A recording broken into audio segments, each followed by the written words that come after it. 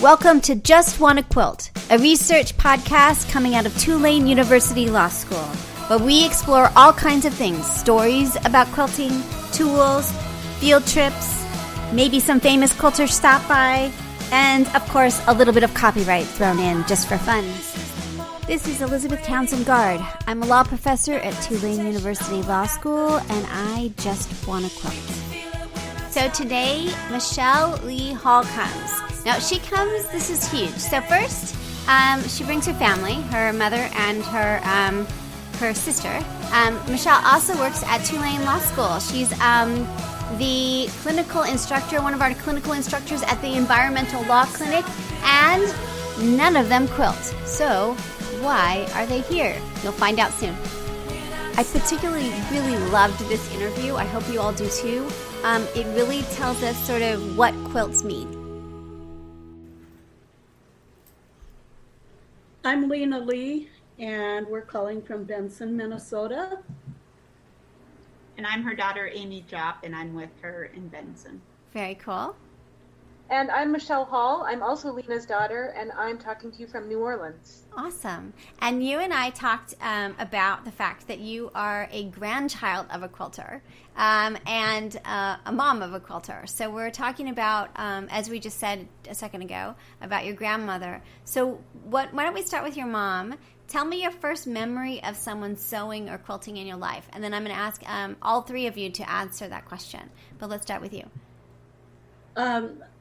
My first memory was I was a young girl, and we lived in a big farm home, which had a large living room and a parlor, and we mostly used the parlor, so the living room was more for company.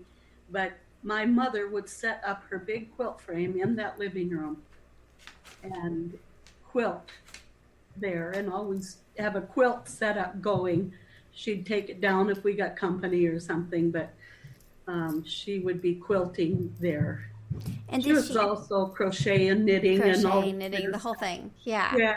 Now, did you get the bug to do any of those kinds of quilting crafts, that stuff? Very little. I do crochet and knit and do some of that. And I did a lot of cross stitch and things like that. But I just never got the quilting bug. It's so interesting, isn't it? Accomplish those tiny stitches. And I talked to my older sister today, and she said it missed our whole generation. But two of her daughters are quilters. Really? That's interesting. And I think that's because when they were younger, my mother would recruit them to help her. Ah, nice. And even a great grandchild. Yeah. That's really cool. So yeah, it's kind of funny, like what sticks and what doesn't stick. Like my mom knitted and did cross stitch, and I hate knitting. I just can't get it. I can't do it, and it makes me just irritated. So it's funny, like what we do together, and what we do and what we don't do in hobbies. It's really interesting. Yeah. It is. Well, cool. Amy? So I don't sew or cross stitch. I've tried knitting and made a very tiny washcloth. And I've sewn things as projects in home ec that barely got a passing grade. Yeah. And so that just isn't my capability. I prefer glue or something else. Interesting. But I like that. My earliest memory, not so much quilting, would be my mom sewing and fixing things. But also she used to always make us dresses, specifically for Easter and then sometimes for Christmas. Very sweet. So we usually got to pick out our pattern of what dress we wanted for Easter. That's cool. And the other memory as a child, I remember my mom making me a Cabbage Patch doll. Really? Yes. That's really serious. Yeah. So I love it. Regarding quilting specifically, obviously I think of quilting associated with my grandma. Yeah. And having visited her and seeing her quilt set up in the garage. So very cool. We'll talk about that more. Machelle, what about you? Yeah, I mean, my mom used to sew a lot. Our mom, she sewed all sorts of clothes for us. She sewed Barbie clothes. Ugh, And Mom, those are you the made hardest. China. She used to hand paint China dolls too, and sew their bodies, and then paint their hands. Yes, and I And their still faces. have 2 heads and 2 hands and feet in a drawer that I haven't finished yet for 30 years now. Funny. And I used to sew quite a bit, and then I worked. I used to sew costumes for theater, for a living, for a part-time job when I was in college. But I haven't sewn much at all since I left college. Interesting. Because just too busy? Yeah, doing other things. Yeah. And just having a sewing machine to really not sew that much doesn't make sense to me. That's true. So then once you don't have a sewing machine, then of course you don't sew. That's true. And you don't feel guilty. Right. Then you don't feel yes. guilty. It's true. We have another sister who does a lot of crocheting and knitting, and she actually enters and wins prizes at the Minnesota State Wow. Yeah. That's cool. That's really interesting. So All it right. seems like the crocheting and knitting passed down to some degree. Yeah. But Yeah, and I don't know if Mom and you and Amy remember this. For a while, our dad got into sewing. Yes. he did. He sewed. He belonged to it was called Royal Rangers, but he belonged to the Frontier Campers Fraternity. Frontier, yes. And he sewed those shirts for that frontiersman wore. And he sewed the pants with the gussets and with that button flap up the front. Wow. Well, he didn't have the concept in his head that was hard. That's really And interesting. women would look at it and say, "Oh my goodness, that stuff is hard to make. How did you make that?" But he asked me, "Show me how to use this sewing machine," and I showed him, and how to cut out a pattern, and then he did it. And without that concept in his mind that it was hard, I guess he just did it. That's He really made cool. quilts too a couple times, but they were really not designs. He just bought fabric that had a print on it. of Uh-huh. different things. And then they were the kind that would fold up into a pillow. Yes. And he would make those for Interesting. gifts. There was like a pocket on it, and you Uh-huh. fold it and then flip it kind of inside out into the pocket, and it was a pillow. I Uh-huh. guess they would do that. Yeah, and they were very simple. They were just, I think they were just tied. They weren't really. Yeah. Interesting. How interesting. That is very interesting. And did his mom, did he come from a sewing family? How did he get into sewing? Yeah, his mom was a very good seamstress, and he got dragged as a little boy to a lot of fabric stores. He told me how much he hated that. But he and his brother. But yeah, his mother sewed a lot, and she did do some quilting too, but more the tied quilts. Interesting. My mother did. Well, what my mother would do for the boys, she would make. She would go to the garage sales and find that old double knit material, the paint and jackets, and she would cut out those. And she always made the boys the pattern, the flying geese, Uh-huh. out of that double knit material with the blanket in the middle. And so then she tied those. When the boys graduated from high school, that's what she would make them. Interesting. She called them camping quilts. So she made the boys more a tough kind of Yeah. quilt. But then the girls, she made pretty quilts. I mean, she did the appliques or pieced quilts. She had a cabinet full of books, quilting pattern books. So she'd have them look and ask, go look through those books and find the quilt that you would like. Oh, that's so sweet. And then she would make what they wanted. And the girls can tell you what they chose, but that's how she did that. And what year, what kind of era, what year is she doing these quilts? She did them, let's see, she died just a couple years ago. No, 5 years ago. 5 years ago. So probably up until, because she died was she 95, 96? Yeah. Wow. So probably up till 3 or 4 years before that. Then she was in the nursing home for a while. because I went to visit her probably 8 years ago, and she had me cut out pieces for a quilt for her. It was some unusual pattern. I can't remember what it was. But I stayed with her 3 or 4 days, and she had me cutting out a quilt that whole time. I like that. That's good. She wanted Put you to work. Pattern. Yeah, she loved it was a very unusual pattern that she had never made before.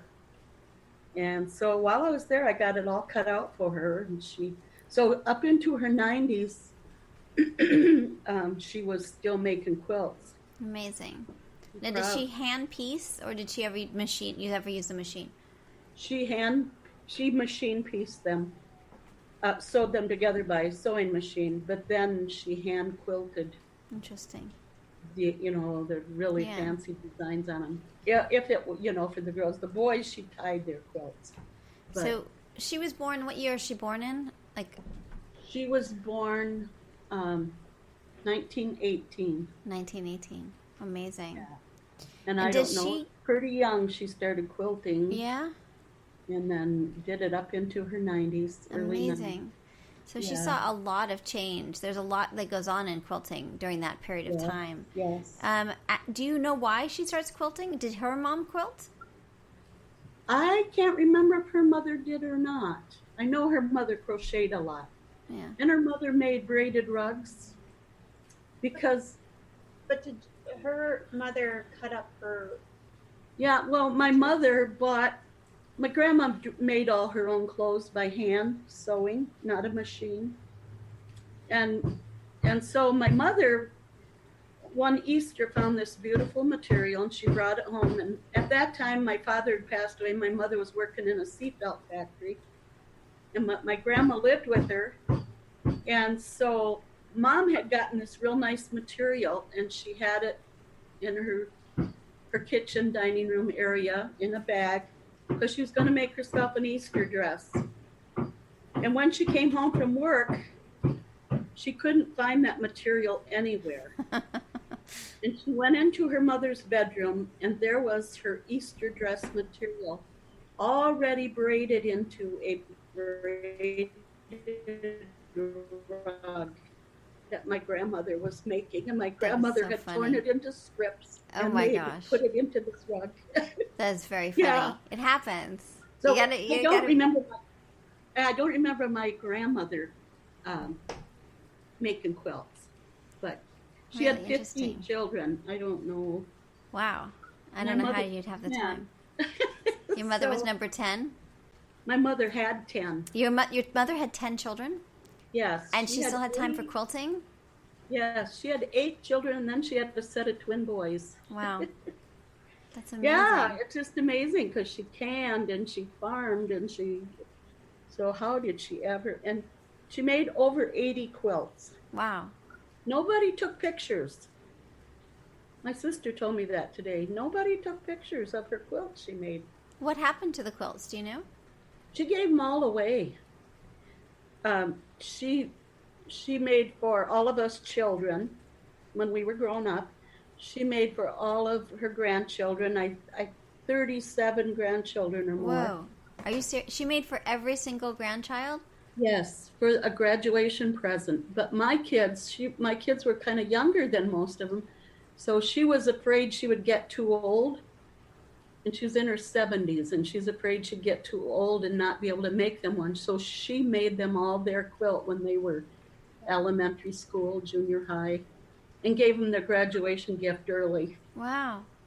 But then she made for the great-grandchildren.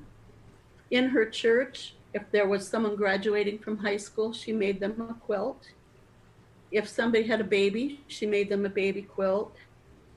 She babysat for a school teacher and made all her children a quilt. Wow. And so she gave them away. She made them specifically for people. It wasn't much that she ever randomly made a quilt. And I don't know if she even ever kept one herself. But it was always, she had somebody in mind. And that's what, why she'd say, come, look in this cabinet. Look at these quilt books and pick out what you would like. That's so cool. Now, how big were these quilts usually? Were they like lap quilts or queen size? No, mine is a queen size bed. Oh my quilt. gosh. Yeah, and my girls, I think mine was a twin bed. was it a twin bed? No, mine fits on a queen size bed, but it doesn't hang over very much. Yeah. Yours is probably a regular size bed. Yeah, I think it was made for a full bed, like That a is double. incredible. So, I mean, she was really doing it out of love. Now, did she do all kinds of things, or did she have a particular style? Like, All kinds. What I picked out was the Texas Star, and it's the whole quilt. It's on a white background, and I'll find it in the next day or two. But okay. it's the huge Texas Star. All these little tiny diamonds. My sister said hers was very tiny pieces, all pieced together. And she cut that all out. She sewed it, and mine is queen size. With mine, she was having a hard time. And my mother was a woman of prayer, and she had a hard time. She couldn't figure out how to get those little points to fit right. And she got up from the sewing machine and paced back and forth and prayed and said, "Now, God, you know how this should go together, and help me. I can't figure out how to do this." And she sat down, and she said it came to her just like that. Start sewing in the middle and back up into the corner, and then sew. And said it worked slick. And she figured it out that way with prayer. And my sister told me today, she said she'd go to bed at night if she's having trouble with the quilt. And she would pray in her bed. And in the morning, she'd wake up and know just exactly what to do with it. So this was a serious business to her, evidently. Yeah, that's quite lovely. That's really 'Cause lovely. When she moved from the farm with the big living room, she moved to a smaller house in town. All summer long, she'd have the quilt frame set up in the garage. And she would sit out there in the garage and quilt. And if anybody stopped by, she'd tell them to come on into the garage and help her. Yeah, and she'd get all kinds of people quilting. Really? My Texas Star quilt has a little spot of blood on it from my great niece, Heidi, who pricked her finger when she was quilting and got some blood on the quilt. My mother said I left it there so you would know your little great niece Heidi had helped with the quilt. But that's the way she was, just. And then in the winter, it would go into her living room. She didn't have much space in her living room, but her quilt frame would be set up. The smallest she made probably was baby quilts, but most of them were single, double, probably mostly double bed, but queen size bed. Yeah. I know my design, I picked out tulips, and there's patterns of tulips, and I can't remember what Rachel's was. Rachel's she sent Machelle a picture. It was pink fans. Oh. And Rachel said Amy had a pretty pink Barbie doll thing that Rachel coveted and loved that doll. And so when she looked for her quilt, she was a little girl, in my mom's books, she asked for a pink fan quilt. And that's sweet. what she got. It's Very all kinds sweet. of pinks. I don't think it shows up real good on the picture, but there are all kinds of different pink patterns of material and done in the fan quilt. And Amy's was an applique quilt. Those tulips were appliqued on. It's in pinks and blues. Yeah. And Machelle, yours was something different that you picked out. Yeah, mine is lavender water lilies. Wow. Amazing. Well, it seems like, it's such an important part of quilting, but it seems like your grandmother and your mom were, like, it was all about love. That there was creativity and the individual and a way to still be with you all in, like, you're wrapped in your mom or your grandmother's love. It's kind of, I think that's what happens when you're sewing with quilts, that you are infusing it with love, and that's why we always want to think about the person that we're sewing it for. But it seems like she's got a lot of love and a lot of amazing work, all those quilts. Yeah, I know it was over 80 at one point, and before she died, I'm not sure how many total she had Interesting. made. if she didn't, my sister said, if she didn't like the way it looked, she had quilted most of it by hand, she would take it all out. Oh no, really? She And would rip it out. Oh my gosh, that's very brave. Who would ever do that? I know, right? I would hardly be able to get one done, let alone rip it out and start over. Do you think she was a perfectionist? I think so with her quilting, yeah. It had to look right, and it had to lay right, and it had to be right. Now, was she using patterns, or was she just sort of getting inspiration from the pictures that she was asking of the kids to look at? I think to some degree she used the patterns out of the books. Yeah. The things. Sometimes maybe she, like, some she just knew, like the flying geese that she did for the boys. Right. Pretty common one she did for the boys. Yeah. And then, how long how long would she sit? Would she sit a long time with quilting? Did you, was the family around? When was she what was it, did you grow up with her quilting? What was it like when she was quilting? And I don't really know because, think about the big family she had. Right. And she canned, one summer, 160 quarts of strawberries. She had strawberry patches, raspberry patches. Wow. Huge gardens. She's very productive. Apple orchard. She milked cows. She cleared land. Wow. And I think, how in the world did she ever do the quilting? But in her spare time, she would go in there and sit. I remember playing under the quilt frame. That was the most part I liked about quilting. Now, was she solitary in her quilting, or did she have quilting friends or quilting bees, or? No quilting bees, but maybe once in a while a friend over. Yeah. But sometimes family, and then in the later years, it was these nieces. Yeah. The one Suzanne, and then Luann, who lives out in California now. But I think they spent more time with her quilting, those granddaughters, and then the great granddaughter. Because Susie still quilts now. That's really cool. So what? Yeah. So Amy and Machelle, you both got quilts. What did the quilts mean to you when you got them, and what do they mean to you now?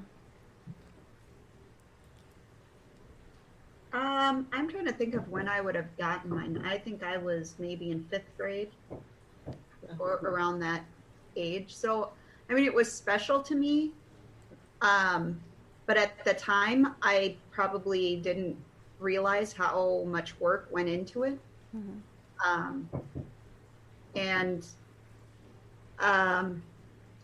So I think it was just my bedspread, and it was from my grandma, and I appreciated it, but I didn't really appreciate how much effort she had put into it. And did you put it on your bed? Did you use it when you were a kid? Yeah. That's so awesome. Yeah, it was the bedspread I used all the time. That's really cool. And were most of the quilts that she made being used by people? Did people put them up as precious? Did the family members use the quilts or not? I think they used them. Yeah. The boys had theirs on their bed as bed. They used it as bedspreads. Rachel so did cool. as well. Rachel did, yeah. I did. We all did. Once we got ours, we all used them. That's really cool. Now, do you still have them? I still have mine. Rachel does. I'm pretty sure the boys do. Yeah. Amy had is divorced from her husband, and as part of that, it got a little rough at the end, and so hers is not in her possession at the moment. I'm sorry. Yeah. That happens. Yeah.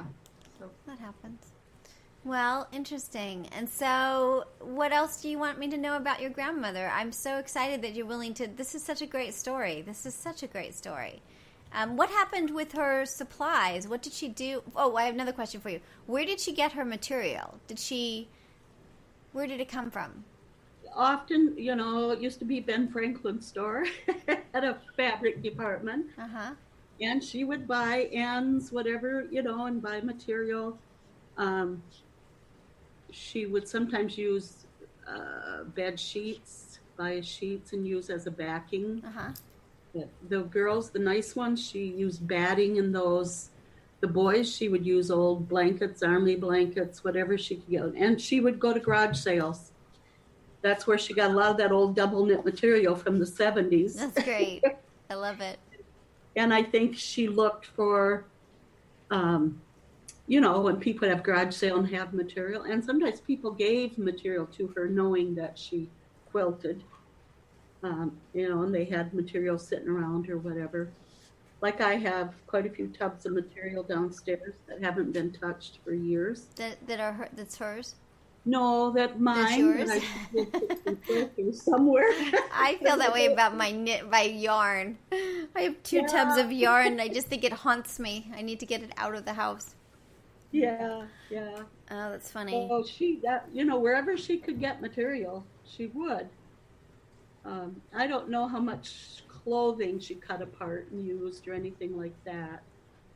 I know my husband's aunt, she has, she's had her grandchildren and others. She's taken all their T-shirts from being in sports. Yeah. She's taken those and made into quilts for the kids. Uh-huh. The one gal was in dance all through school. She took parts of their dance costumes when they didn't want, one mother gave her all these dance costumes. You make a quilt. So she would find parts of that she could. Yeah. And made quilts that were more like memory. Or my mother didn't do that. She did more just quilt from patterns that they picked out. And I love it. It's such a I great remember, story. I was going to tell a real quick story that I remembered about, I think when Grandma was in maybe her early 80s, I can't remember exactly, she started, she thought she was going crazy for a little while she was working on the quilts because she kept seeing these dirty spots on them. And she would try to scrub them, but then they would disappear, but then she'd look again, and then they would be there again. And so she thought she was going crazy. I don't know if you remember this, Mom. And so then finally the doctor figured out that she had little holes that had developed in her retinas. She had macular degeneration. Oh, yeah, okay. Yeah. And it was creating spots in her vision. Oh, how interesting. And so after that, it was okay, because once she knew what it was, she could keep quilting. But it was when she was quilting that it would really bother her. Oh, how interesting. That's really interesting. Yeah. Huh. Yeah, because she said one time she saw a man, she was driving and saw a man standing on the corner and he didn't have a head. The black spot was right where his head should have been. That's funny. But that's what she was concerned about. And I think that's why she made my children their quilts early.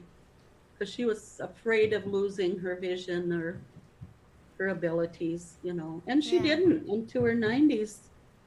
It's amazing. She still had worked on quilts. It was something she could keep doing her entire lifetime. She didn't crochet and knit and that much of that later years. Her hands, she got arthritis. I don't know how she could hold that needle and quilt because, I can't. The tiny stitches she would make, and they had to look right, and quilt fancy designs on it, and just, I don't know. I would rather crochet. It's really interesting. It is interesting, isn't it? What hobbies the hobbies kind of choose you, not, what kind of suits you. Yeah, so interesting. These are great. This is such a great story about your grandmother. I can't wait to see some images of the stuff that she did. And, I mean, it really takes you, to the heart of what it's about, which is, creativity and love and warmth and comfort and kindness. And it seems like that's exactly what she was doing with quilting. And it was kind of awesome. Yeah.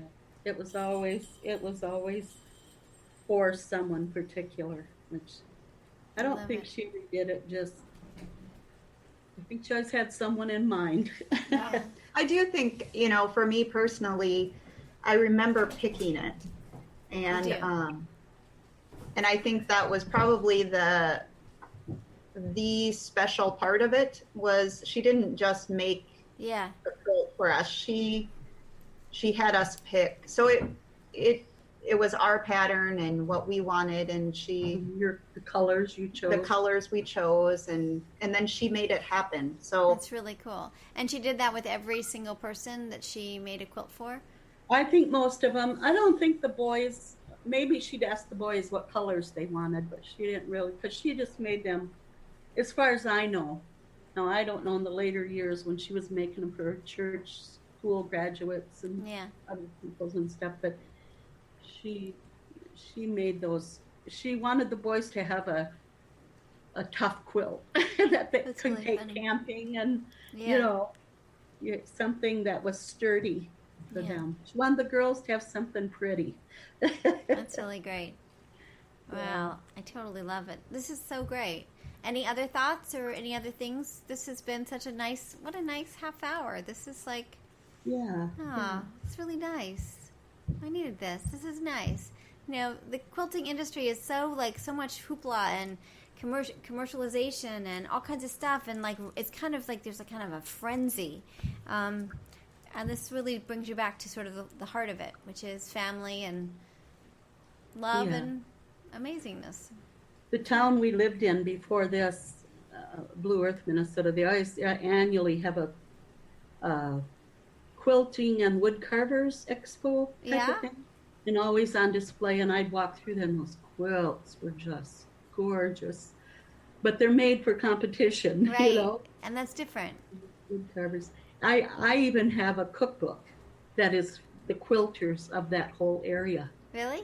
They had put together a quilter's cookbook, and in there's some recipes like quilting day, something easy to cook, I like that. And in the cookbook there are stitching patterns in the front and back. Oh, that's great. Quilting. Yeah. I love it. Yeah. So they have, more a quilters group that work together and stuff. A lot of people send their quilts, they make tops and send them out to get quilted somewhere, but my mom did that all by hand. Amazing. Yeah. Well, it's very cool. I love it. It's so cool. Well, you three are amazing, and it's amazing what your grandmother did and your mom did. It's just really, really cool. I love it. It really is awesome. I can't wait to see pictures of it. You're cool with us posting this do you need to review it before we post? You okay with posting this for the people to hear about your grandma? What was your grandmother's name? What was your mom's name? Martha Remsing, Remsing. Martha Remsing. Amazing. Wow. She was a daughter of immigrants. Yeah? Immigrants from where? They were German-Hungarian. My grandfather, back 1920s, they had to be sponsored in order to come. And so my grandfather was sponsored to work in a sugar beet factory in Michigan. So he came, and then he could work for a year, and then he could bring his wife and children. So my grandmother came over on the boat with 5 children all by herself. Wow. And came over. And my mother wasn't born yet. My mother, out of those 15 children, my mother was in the younger group of those children. But yeah, so they were, they had to learn to live, in another country and readjust and, develop life. Yeah. And my mother, and had 10 children of her own. And so she was pretty industrious at that That's point. Amazing. Yeah. Yeah, it's interesting how life has changed. Yeah, it's true. It's very true. It's amazing, isn't it? Yeah. So they were hardworking people. Yeah. And when I get the urge to work, I lay down until it passes over. Well, they didn't have Netflix, so, that's another thing, Oh, yeah. Amazing. Wow, this is such great stories. I really appreciate you sharing it and spending time with me tonight talking about it. It's so cool. This is awesome. Yeah. All right, cool. Well, send me the pictures, and then I'll let you know when it's going to post. And this is great. I appreciate it. It's so cool. Thanks so much. I love it. We haven't had this kind of story yet. This is great. I love it. It's fabulous. So can I ask what's going to happen? What this podcast is? Sure. It's called, it's been on since February. It's called Just Wanna Quilt. And we interview all kinds of people in the quilting industry and charity quilters and famous quilters and regular quilters. And what I'm trying to understand is what the industry is. I'm an intellectual property professor, so I've got more issues about, like, I sort of learn more from the stories of sort of what role does law play in creativity. And so I was interviewing a bunch of people, and it turned out to be really great stories. So I posted them online and a podcast, and it's become kind of a thing. So people are really into it in this really weird way, which is super weird because I'm a law professor. So it's kind of taken over my life in a kind of stupid way, but it's fun. And I get to talk with you guys, and it was a great interview. You guys were really great. It was really meaningful, and I think people will really love it. And I really appreciate you sharing the story because it was awesome. Yeah. Well, I hope thank you. Pretty inspirational, maybe. Yeah, totally. Well, and I'll send you the link so that you can share it with your family and have it and all that. So you'll have you can listen and all that. And then we'll do a web page. So if you want to send me pictures of the quilts or of your grandmother or anything you would like to send, I'll make a web page that will go with the interview as well. Okay.